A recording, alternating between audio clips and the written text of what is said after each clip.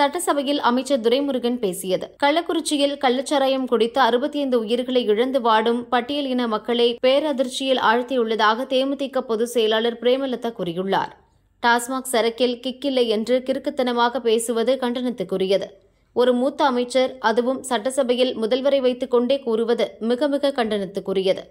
டாஸ்மாக் கடைகளில் கிக்கில்லை என்றால் அந்த அளவு தரமில்லாத ஒரு டாஸ்மாகை தமிழக அரசு நடத்துகிறது. இந்த தரமில்லாத அரசு தன் நிலையை தாங்களே ஒப்புக்கொண்டுள்ளது என்பதுதான் இதற்கு அர்த்தம்.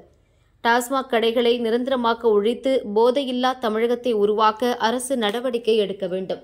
குடியை மக்களுக்கு கொடுத்து கோடிகளை நீங்கள் சம்பாதிக்க கோடிக்கணக்கான மக்களை ஏமாற்றுவதை ஏற்க முடியாது. தமிழகத்தில் ஏற்பட்ட இத்தனை இறப்புகளுக்கும் தற்போதைய திமுக அரசுதான் காரணம் என்பதை துரைமுருகன் தன் வாயினாலேயே ஒப்புக்கொண்டதாகவும் பிரேமலதா குறிப்பிட்டுள்ளார்.